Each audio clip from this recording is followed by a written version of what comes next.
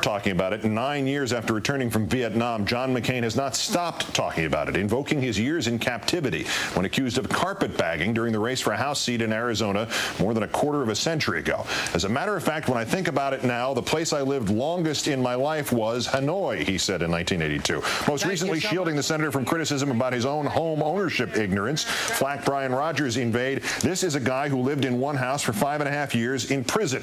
Our third story in the countdown has McCain turned his POW status from insulation to excuse. Now, one veteran who served 31 years in the Army fighting in Korea and in Vietnam has had enough. It's time for the senator to stop cheapening the war experiences of thousands of vets and his fellow POWs and his own as well by stretching the boundaries of logic to make his POW status a wild card rebuttal to all accusations or an answer to all difficult questions. When he uses his status as a veteran to deflect legitimate questions and concerns, it devalues not just his service to our country, but ours as well. Lieutenant General Robert G. Gard is part of a group called Vets for Obama, a disclosure which only underscores the fact that support from veterans is probably McCain's to lose.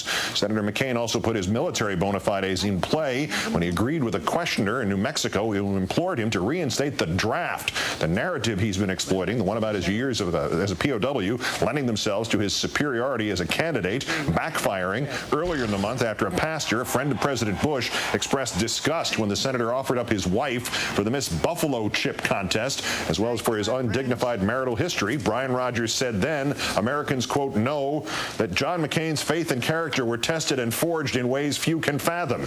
And after Elizabeth Edwards noted how McCain gets government health benefits during a rebuke of his medical care policy, McCain insisted he was familiar with inadequate care, quote, from another government.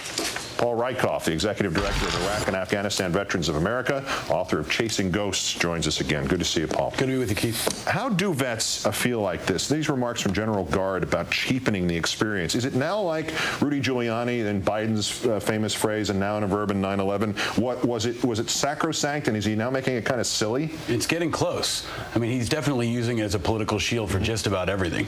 He's used it for his marital woes. He's used it recently for his inability to recall exactly how many houses he has.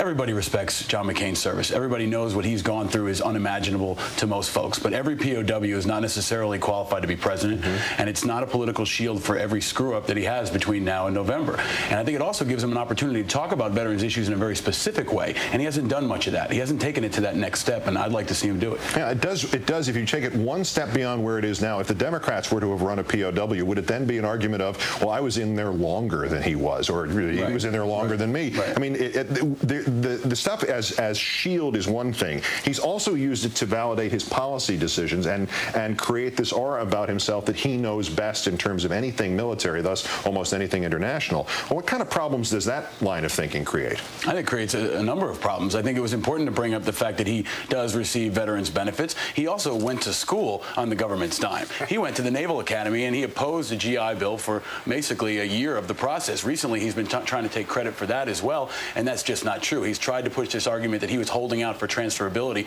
Transferability was always in the law, could have been enacted by the Secretary of the Army or the Navy, and Senator Webb actually offered to include transferability. So did Senator Warner. So I think especially in the area of defense and the area of Veterans Affairs, he's going to be vulnerable at times, and he's going to be attacked most viciously by veterans like General Gard.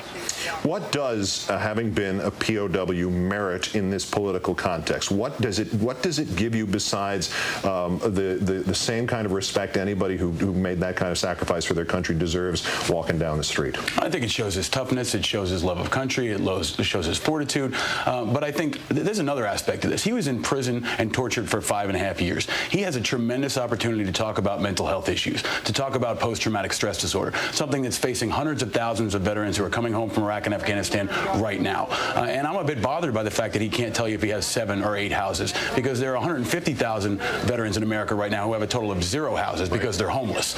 So I think he has an opportunity to be more aggressive on veterans issues, and specifically talking about his personal experience at the lowest levels, at the darkest times when he was suicidal and dealing with some really tough stuff. And this latest hint during the week about the draft, they've come back and said, no, he's been clearly opposed to the draft all along, except now 3 occasions when he's responded favorably and thought of theoreticals that he would bring it back. Does that make vets shudder?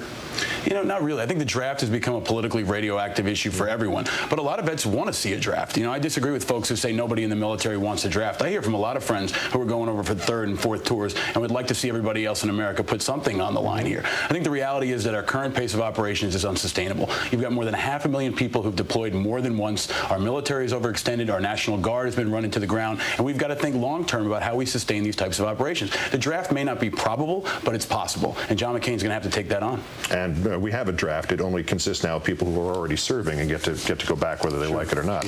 Paul Rykoff, Executive Director of Iraq and Afghanistan Veterans of America. As always, Paul, a pleasure. Thanks, Keith. You are